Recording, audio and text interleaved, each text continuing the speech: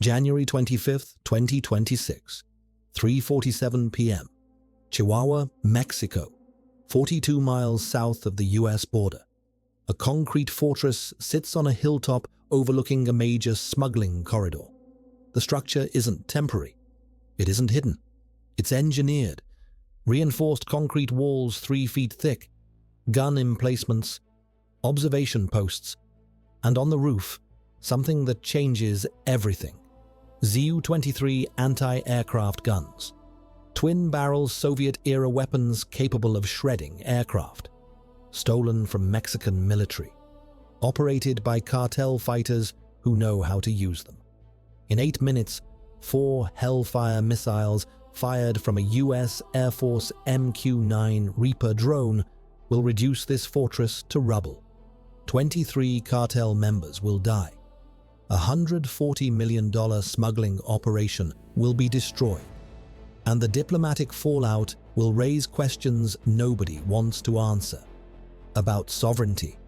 About military operations on foreign soil. About what happens when cartels build fortresses with anti-aircraft capabilities. But this isn't a story about a drone strike.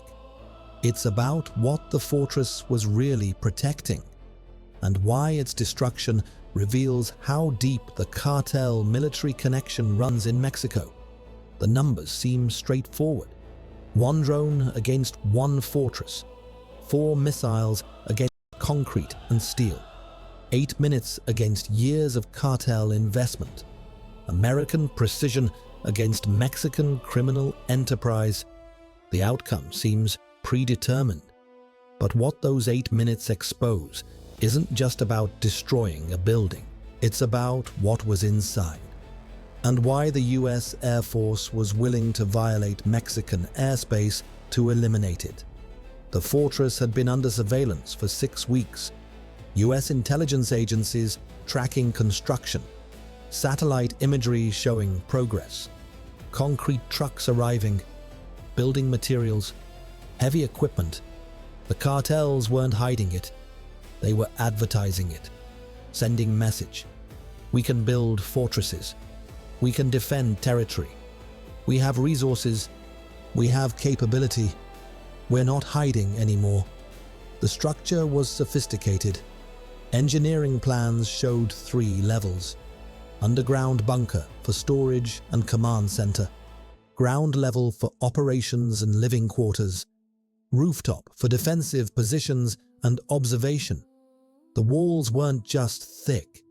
They were reinforced with rebar, designed to withstand gunfire, maybe even rocket attacks. This wasn't drug lab. This wasn't safe house. This was military installation built by criminal organization. But what made it strategic threat wasn't the walls. It was the weapons. The Zu-23 anti-aircraft guns appeared in satellite imagery during week 4 of construction. Twin-barrel 23mm automatic cannons. Effective range 2,500 meters. Rate of fire 2,000 rounds per minute. Capable of destroying helicopters, small aircraft, even drones if they got close enough. These weren't defensive weapons for ground assault. These were weapons for air defense, for denying airspace, for protecting from exactly the kind of strike that would eventually destroy them. US intelligence traced the weapons, stolen from Mexican military base 8 months earlier, part of larger theft that included ammunition, communications equipment, and small arms. The Mexican government had reported the theft, had investigated, had found nothing. The weapons had disappeared into cartel networks. Now they'd reappeared, on a fortress rooftop, operational, manned, ready to engage American aircraft. That's when the calculus changed, when fortress became threat, when surveillance became targeting, when diplomatic concerns became secondary to operational necessity. Because cartels with anti-aircraft weapons could shoot down American surveillance planes, could target border patrol helicopters, could create no-fly zones along border. That capability couldn't be tolerated. That threat had to be eliminated. Stay with me, because what happens in the planning of this strike reveals why the US was willing to risk international incident and what the target really represented. The strike planning took 3 days. Air Force Special Operations Command analyzing the target. The fortress was 42 miles inside Mexico. No US ground forces could reach it. Mexican military wasn't cooperating, wouldn't assist, possibly couldn't assist due to cartel infiltration. Only option was airstrike, precision strike. Eliminate the fortress, eliminate the threat, deal with diplomatic consequences afterward. The MQ-9 Reaper drone was perfect for this mission. Operating altitude 25,000 feet, beyond range of Zu-23 guns, beyond visual detection, beyond any defense the cartel could mount, armed with 4 AGM-114 Hellfire missiles, laser-guided, precision weapons. Each missile could destroy a vehicle, a building, a bunker. 4 missiles could eliminate entire fortress complex. The drone would launch from Holloman Air Force Base in New Mexico, fly across border, strike target, return. Total mission time under 2 hours, strike duration 8 minutes, in and out before anyone could respond. But there was complication. Intelligence showed the fortress was occupied. Approximately 25 cartel members living there, working there, defending there. The strike would kill them, all of them. That was the point. But it raised legal questions about targeting, about combatants versus criminals, about whether cartel members with anti-aircraft guns became legitimate military targets. The lawyers said yes. The weapons made them combatants. The fortress made them military installation.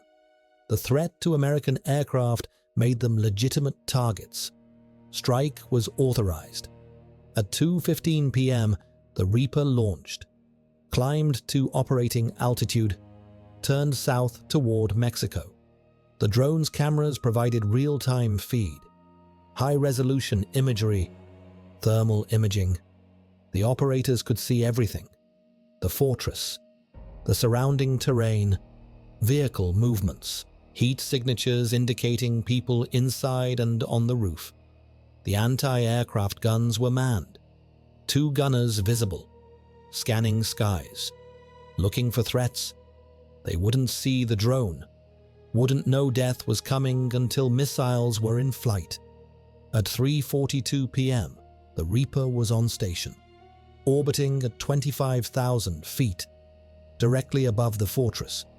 The weapons systems officer began target designation, laser targeting the anti-aircraft position first.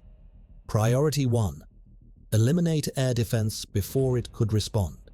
Even though the Zu-23s couldn't reach the drone's altitude, even though they posed no immediate threat, protocol required eliminating defensive capabilities first. Always. Every time. At 3:47 p.m., the first Hellfire launched. The missile dropped away from the drone, ignited, accelerated, following laser designation. Terminal velocity over 1,000 mph. Flight time 23 seconds. The cartel gunners never knew, never saw it coming. The missile struck the anti-aircraft position. 100-pound warhead detonated. The explosion obliterated the gun emplacement, killed both gunners instantly, destroyed the weapons, eliminated the air defense. First target neutralized. 7 minutes remaining. The second missile launched 15 seconds later, targeted command bunker.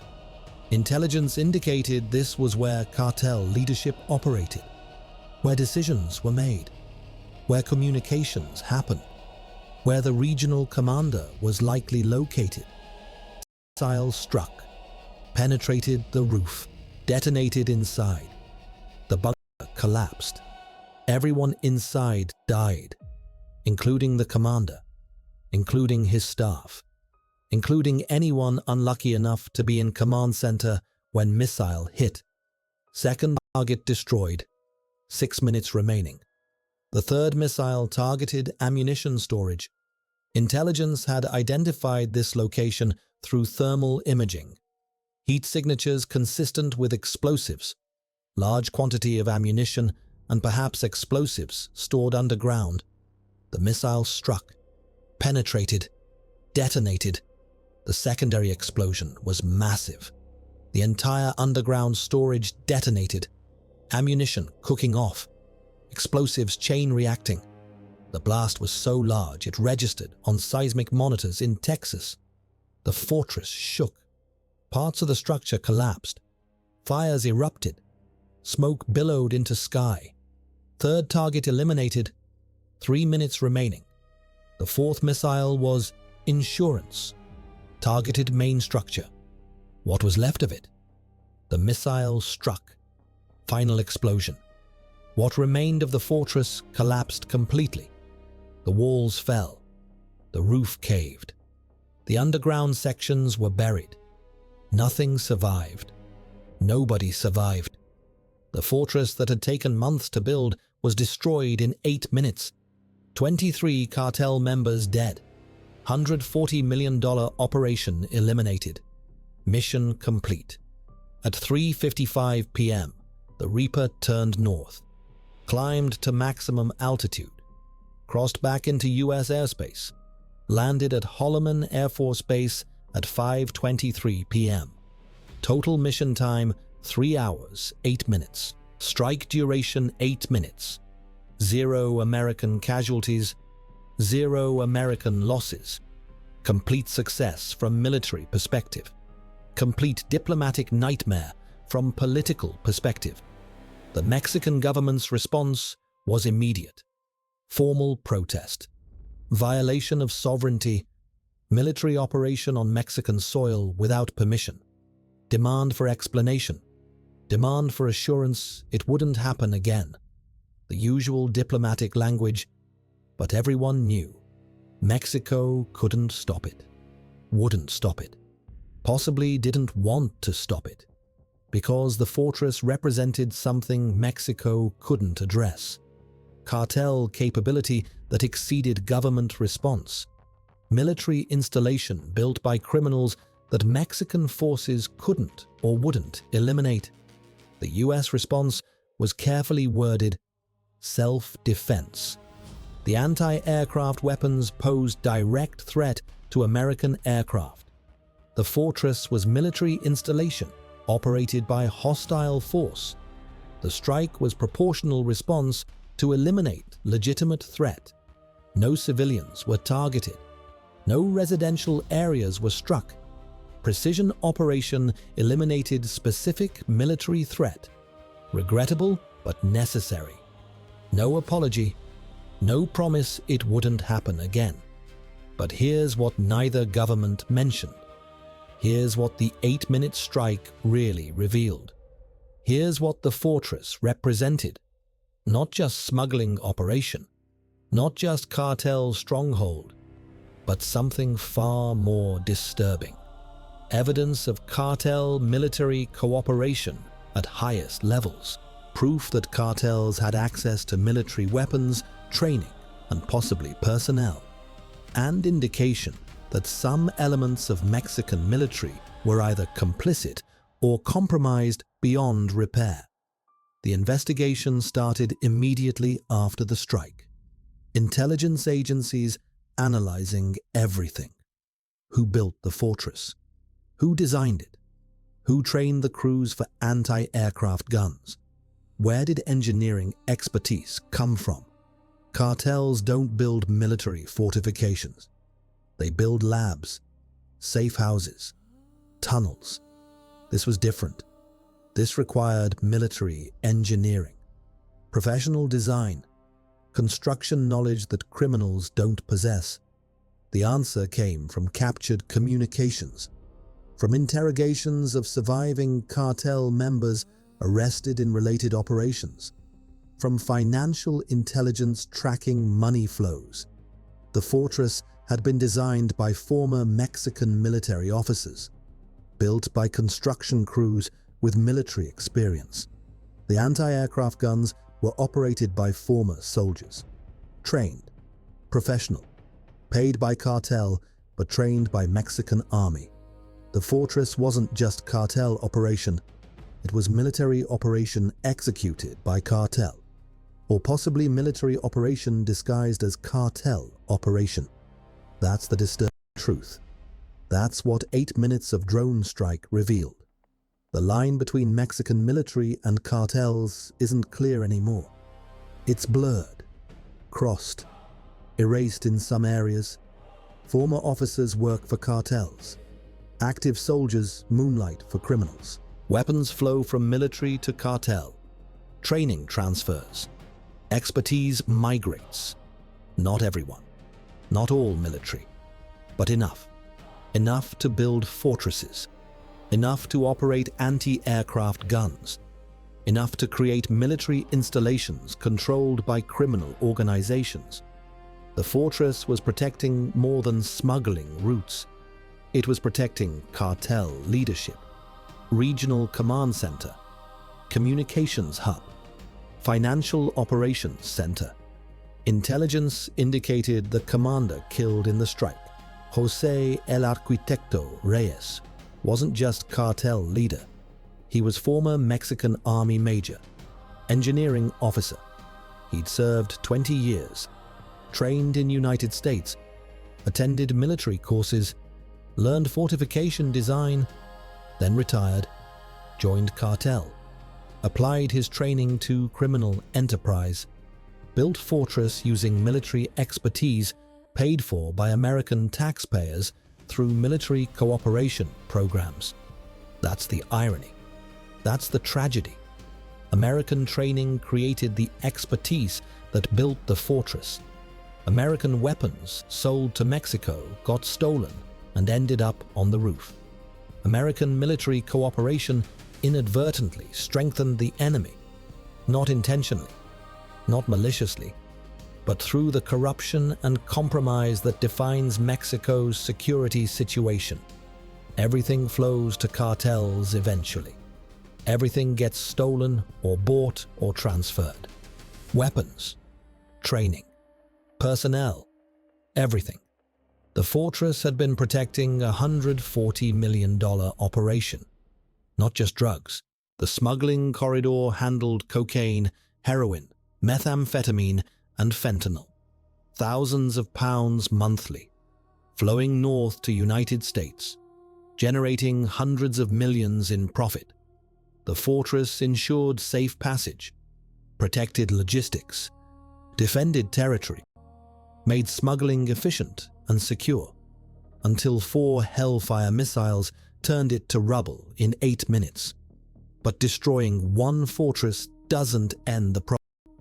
Within weeks, intelligence detected new construction, different location, same pattern, concrete bunkers, defensive positions. The cartels are rebuilding, learning from what happened, making structures harder to target, dispersing operations, but still building, still fortifying, still creating military installations to protect criminal enterprise. The question haunts planners. How many more strikes? How many more fortresses? How many more violations of Mexican sovereignty? Because Mexico won't eliminate them, can't eliminate them, lacks will or capability, or both. The fortresses will keep appearing. The anti-aircraft guns will keep being stolen or bought. The military expertise will keep flowing to cartels. And American drones will keep launching, keep striking, keep destroying. And diplomatic protests will keep coming. And nothing fundamental will change. Because the problem isn't fortresses. It's the system that creates them. The corruption that enables them. The military cartel connection that builds them. El Arquitecto is dead. His fortress is destroyed. His operation is eliminated. But his expertise lives on. In other commanders, in other engineers, in other former officers who learned military skills and applied them to criminal enterprise. They're training the next generation, building the next fortress, planning the next operation. And American drones are watching, waiting, ready to strike again when targets are designated, when threats are identified, when 8 minutes of precision warfare can eliminate months of criminal construction. That's the new reality. The new war on drugs. Not ground troops, not interdiction at ports, but drone strikes, Hellfire missiles, precision elimination of cartel infrastructure. When it threatens American security, when it crosses the line from criminal to military, when fortresses get anti-aircraft guns, then sovereignty becomes secondary. Then diplomatic protests become acceptable cost. Then 8 minutes of violence become necessary response. The footage of the strike was classified. Drone camera recorded everything. The missiles launching, the impacts, the explosions, the destruction, the secondary detonations, the collapse, the fires. Everything documented, analyzed, studied, used for training, used for intelligence, but not released publicly. Too sensitive, too controversial, too likely to create international incident worse than already existed. The strike happened. Everyone knows, but nobody sees. The evidence stays classified. The video stays secret. The proof stays hidden for now. Mexican officials visited the site 3 days after strike, found rubble, found bodies, found evidence of anti-aircraft guns, found confirmation of everything US claimed, but their report was quiet, muted, acknowledged cartel presence, acknowledged weapons, but criticized US action, called it violation, called it aggression, but didn't call for consequences, didn't escalate, didn't retaliate, because they knew. The fortress was military installation. The cartel members were armed combatants. The threat was real. The strike was justified even if unwelcome. Sometimes sovereignty matters less than security. Sometimes diplomatic protest is just for show. Sometimes everyone knows the truth, but nobody says it. That's what happened with Chihuahua Fortress. Truth spoken quietly. Protest filed formally, but understanding reached privately. That fortresses with anti-aircraft guns will be destroyed. That American drones will cross borders when necessary. That 8 minutes of Hellfire missiles will eliminate threats that Mexico won't or can't address. The families of the 23 dead cartel members received nothing. No compensation. No acknowledgement. Cartel doesn't pay families of soldiers killed by American military. Different than dying in firefight with rivals. Different than being arrested. This was war casualty. Military strike. The cartel buried them quietly. Replaced them quickly. Continued operations as if nothing happened. Because acknowledging the strike means acknowledging the fortress was military target. Means admitting they'd crossed line from criminal to combatant. Means accepting that American military will respond to military threats. Better to stay quiet. Pretend it was accident. Move operations elsewhere. Build again. But maybe without anti-aircraft guns next time. The drone pilot who fired the missiles never set foot in Mexico. Operated from air-conditioned control station in New Mexico. Watched target through cameras. Designated targets with laser. Pressed button to launch. Watched missiles strike. Watched explosions. Watched destruction. Then flew drone home. 8 minutes of his shift. Rest was transit time.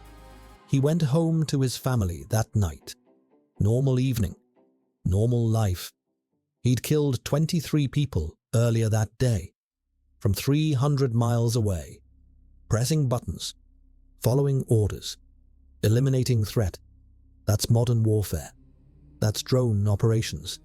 Clean, distant, efficient. No risk to operator. No American casualties. Just targets eliminated and mission accomplished. The fortress site remains destroyed. Nobody's rebuilt there. Too exposed. Too vulnerable.